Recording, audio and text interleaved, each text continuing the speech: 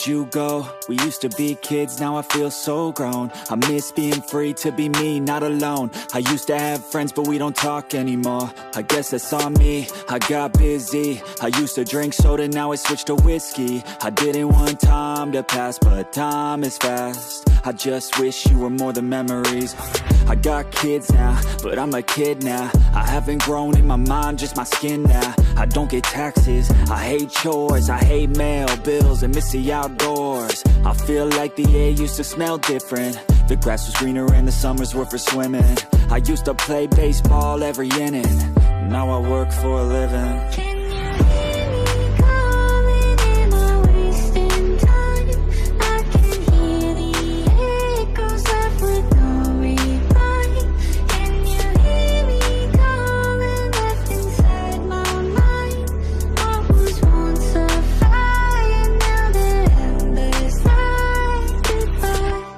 Watch more podcasts and hear less music. My brain feels different and I don't want to lose it. I try to stay healthy but I'm tired all the time, cause there's too much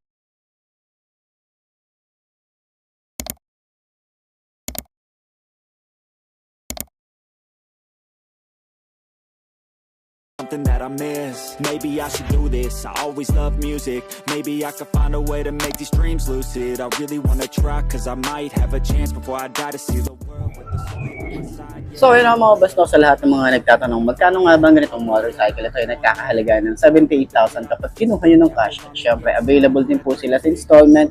Lalagay ko na lang din po dyan sa screen nyo para at least meron tayong reference kapag kumuha tayo ng hulugan. So sa tingin nyo, sulit nga ba ang presyo niya ngayon 2025? Comment nyo naman yan, at para din sa mga nakagamit na ng ganitong motorcycle, baka pwede nyo i-share dyan sa comment section. Ano nga ba yung mga naging experience nyo sa motorcycle ito? Ayos na ayos yan, di ba? So ayun nga mga best, no, sa lahat ng mga nagtatanong magkano nga ba ang ganitong motorcycle ngayon 2025, ito ay nagkakahalaga ng 87,000 kapag kinuha nyo ng cash. At syempre available din po sila sa kanilang installment or down payment nila, and then yung terms nila, kung may rebate sila, ilalagay ko na lang din dyan sa screen nyo para at least meron tayong reference pag bumili kayo ng ganitong motorcycle. So sa tingin nyo, sulit nga ba ang presyo niya ngayon 2025? Comment nyo naman yan sa baba para at least malaman natin kung ano nga ba ang hinanain nyo. And para naman doon sa mga nakagamit na ng ganitong motorcycle, baka pwede nyo i-share dyan sa comment section ano nga ba yung mga naging experience nyo sa motorcycle na to.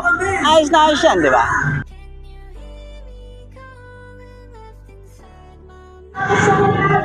So ayun nga ngayon 2025, sulit pa rin nga ba ang ganitong motorcycle? Ito yung kauna-unang ADB ni Motorstar. Ito yung Easy Ride 175 na ADB nila, no? So ang nabago dito ay yung kanilang decals. Nawala na yung kanilang ADB dito, pero yung sa side, yung pa rin naman. Dito lang naman yung nabago dito. Pero tingin nyo, sulit ba ang ganitong motorcycle? So marami pa pwedeng i-upgrade dito katulad nung sa kanilang ito kasi naka-air-cooled pa rin. So malay naman natin sumabay sila sa mga naka-liquid cooled. So ayun na nga, at least meron tayong reference dito kapag kumuha kayo ng ganitong motorcycle. 5'2" ang aking height. Tingnan natin kung so ayun na nga mga best, no, ngayon 2025. Makita na rin natin dito sa casa at maiikutan na rin natin. So meron na rin kasi tayo nitong nakita, lalo na dun sa test ride nila dun sa may Paranaque o sa Pasig pa yun.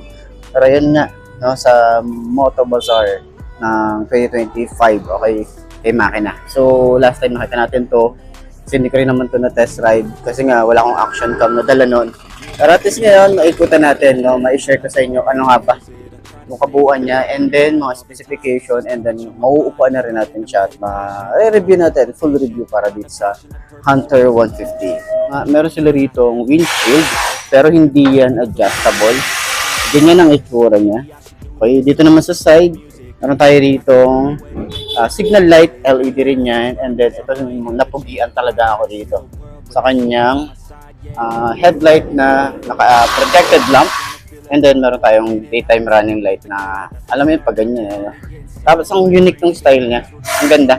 May mga pag ganitong design siya, may mga pakantong design, may FKM dito, may kulay green na decals. Ayan. So sa side naman, meron yung tayo rito daytime running light. Tapos napansin natin dito, yung design niya is owl. Ayan, no? Ang cute, diba? Kabilaan naman yan. Tapos, meron din tayong fender na malapad. Okay, flexible din. Then, meron din tayo ritong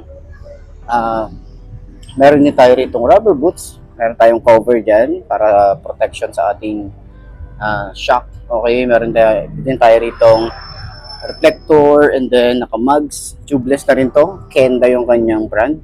And 120/70 by 12. Ayan, yung size ng gulong. Tapos naka dual sport na rin tayo rito. And then meron din tayo rito na disc brake. Ayan, meron tayo rito ng speedometer sensor. Baka magtanong kayo or magtaka kayo kung ABS ba yan. Hindi. Ano po yan? Speedometer sensor. Dual path caliper tayo rito. Ayan ang itsura. And sa side, meron tayo rito mga design na ganyan.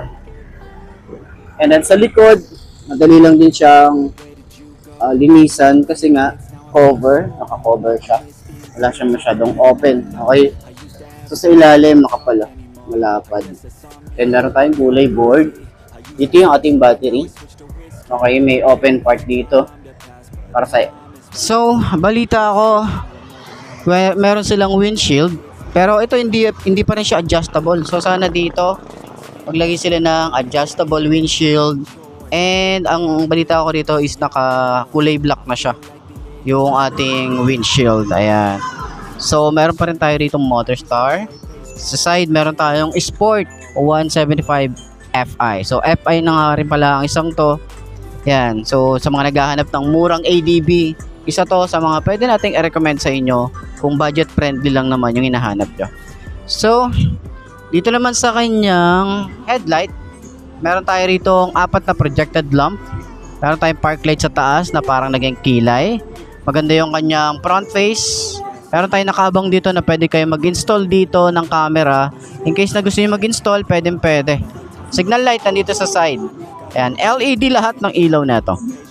So, naka-telescopic fork din tayo rito. Yung kanyang single disc brake.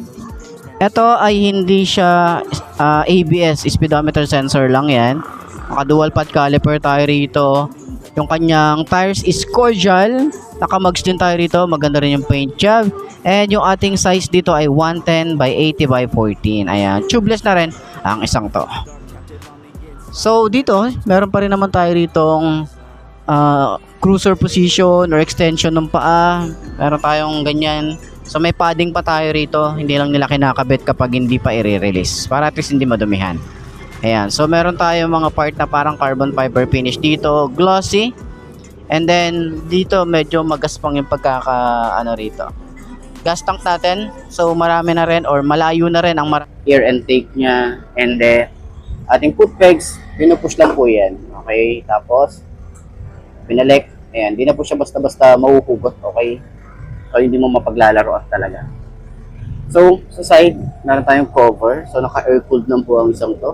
Mukha siya naka-liquid cooled. Mali naman natin sa mga darating na taon is mag-upgrade para sa liquid cooled. Pero syempre, tataas yung kanyang presyo kapag ganun. Ating tambucho, stylish, may cover, plastic. Tambucho niya, malaki. Ayan. So may Hunter tayo rito na decals, kulay green din. Yung upuan niya, sobrang kapal ng upuan. May mga stitches din yan, stitches din dito. And meron tayo available na bracket para sa ating top box. Kapag bumili kayo ng ganitong motorcycle, cashman or installment, meron tayong libreng box or top box. And then helmet, ayan, from Sec Moto Supply, ayan. So, dito naman, meron tayong tire hugger para sa mga talsik ng putek. Naka-dual shock din tayo rito. Naka-disc brake din tayo rito. And then, dual path caliper din tayo rito. Ayan. So, sa ating taillight, meron tayo ditong LED rin. Ganda rin ang itsura na ito. Medyo madilim lang yung part dito. May reflector, yung signal light niya. Kakaiba din yung signal light niya dito sa likod. Box type. Ayan. LED rin yan. Reflector din tayo rito. Sa side na to. And then, lagayan ng plate. Malapad yung ating fender. So, sa mga putek talagang tayo rito. Safe na safe tayo sa putek. Hindi tayo masyadong matatalsikan. Lalo na yung OBR natin. Safe na safe. Okay? So, Sa side, meron din tayo rito ang panggilid na malapad, no? May FKM dito. Ganda ng pagkaka-engrave dito.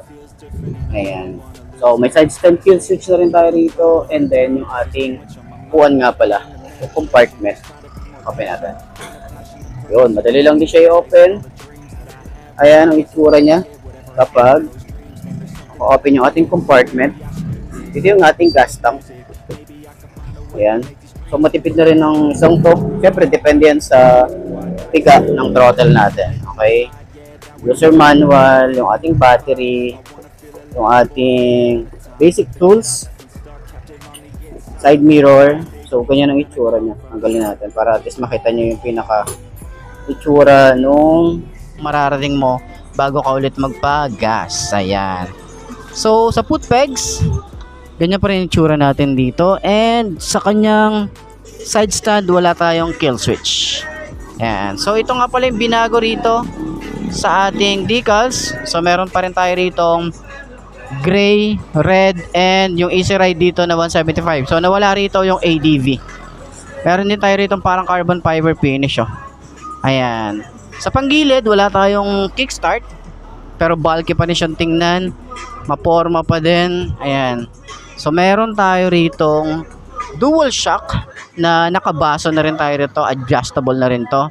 And, meron tayong tar hugger. Napaka-flexible din yan. Then, meron tayo ritong goma pangharang sa mga putek. Lalo na ngayon, tag-ulan na. Okay. So, naka-mugs din tayo rito sa likod. Naka-cordial din tayo. And, yung size dito sa likod is 130/70 by 13. Ayan. So, naka-dual sport na rin yung ating tires. Harap at likod yan. So, pwede nyo na itong i-off-road. Okay? So, dito rin sa side, oh, meron tayo rito parang carbon fiber finish. Ganda. And then, yung ating bracket, ready na yan para sa ating top box. Maganda rin yung ating upuan. Malapad. May mga stitches. Sobrang lambot din. Ayan, may stitches dito. May stitches din dito. Dito rin sa side. Kaya di lang natin ma-open kasi naka-ano yung susi dun eh. Kaya yung susi dyan. Hindi natin ma-open yung ating compartment. Pero maluwag din yung ating compartment. Ayan. So, yung ating taillight, napaka-forma. Forma din yung ating taillight oh. LED rin yan. Signal light natin dito. Hindi siya flexible pero ingat tayo rito baka masage. Okay.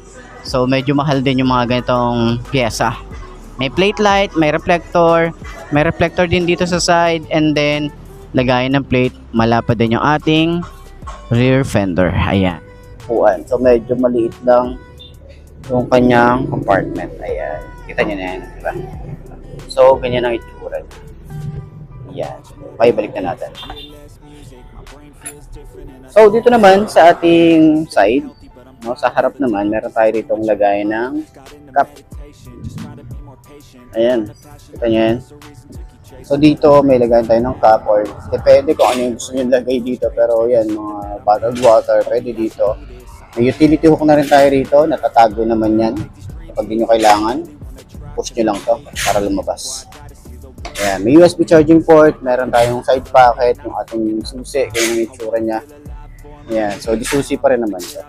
And then, sa kanyang handlebar, kita nyo naman to, diba? Naka-upright position din tayo rito. Yan yung itsura. So sa kanyang panel gauge, naka-digital na rin tayo dito. And di ko masyado makita yung details dito. No, may mga select and set reset tayo rito. Tapos select and then meron din tayo rito na mga may maliit na digital dito sa side. Siguro speedometer dito naman siguro kung naka-on yung ating signal light, mga ganun siguro yan. Ayan. So, dito naman sa side, mga switches natin, meron tayong kill switch, park light, headlight, and off, electric starter, lever natin malapad. Okay, ayan. So, dito naman, yung ating throttle, ay mag-focus ng camera. Ayan, yung throttle natin is, mababaw lang din yung throttle natin, tapos yung ating grip is makapit din. Ayan. Sa side naman, meron tayong high and low, signal light, and then hazard switch, and then kusina. Okay, so ito yung itsura nung harap. Ayan, meron tayo rito ilaw din. LED rin yan. Okay, So, ayun, sa lahat ng mga gustong kumuha ng ganitong motorcycle, puntahan nyo lang dito sa FKM Baliwag branch para dun sa mga willing bumili ng ganitong motorcycle. Pwede nyo akong i-contact sa aking Facebook page and comment nyo lang din sa YouTube kung gusto nyo kumuha. Pero mas maganda, PM nyo ako. Sumasagot naman ako dyan. Ay, shit. Yan. So, dito naman, sa tambucho, maganda talaga yung tambucho na ito. Forma din. Stylish din talaga. Tapos meron tayong cover dito. Naka-air cooled ang isang to. Malay naman natin sa mga susunod na taon. Liquid cooled na rin sila, no? So, maganda rin yung ating rito, cover. Ayan. So, naka-disc brake. And then, naka-single pot caliper tayo. Ayan. So, sa kanyang panel, meron tayo ditong color display na pa-box type yung kanyang design. Ayan ang itsura niya. Okay, sa kanyang handlebar na naka-naked handlebar. Switches niya, ordinary plastic pa rin na ginagamit ni Motorstar. Lever, ganda rin. Smooth. Yung kanyang grip, makapit din. Tsaka yung throttle, sobrang babaw din. And meron tayong kill switch. On and off ng kanyang headlight and then electric starter. So, dito naman sa side, yung kanyang lever. Okay, smooth lang din. Flasher, high and low, busina, and then signal light. Ayan. So, dito naman sa ating side pocket, malalim. And then, meron tayo ritong USB charging port. And then, ito ay disusi pa rin naman. Dito binubuksan yung fuel and yung seat. Ayan. So, meron ding ilaw yan kapag nag-on tayo ng makina or pag sinwitch natin sa on. Okay? So, ito yung itsura ng ating susi. So, yan lang naman yung ating bago sa ating Easy Ride 175. So, ang nabago lang naman dito ay yung decals niya. Okay, pero para sa akin, maporma pa rin siya. Medyo, lang talaga, improvement pa. Marami pang improvement na magagawa to si Easy Ride 175 ADB ng Motorstar. So, marami tayong pwede pang i-upgrade dito. Marami pang idadagdag dito sa murang halaga. No? Sulit ka na rito kung ADB style ang hanap mo and budget friendly. So, yun ang mga boss, no? Ito na ba ang motor na babagi sa'yo? Kung ito na nga, ay markahan mo na at mag-subscribe ka na sa aking YouTube channel. I-click mo na rin yung notification bell para updated ka sa lahat ng videos na upload natin. Dito araw-araw sila yung tatandaan, wala sa brand ng motor ang itatagal yan. Kundi na sa pag-aalaga mo yan, tatagal yan, ayos na ayos yan. So, kita ka na lang ulit tayo bukas. I'm Mark D. Ciao. Maraming salamat sa inyo. Babush. I know the skies got you feeling all alone. I know it's hard, but you gotta let them go. Say it with me, everything is okay. Yeah, hey, yeah, hey, yeah, yeah. But you gotta let them go. I know it's hard, but you're better on your own.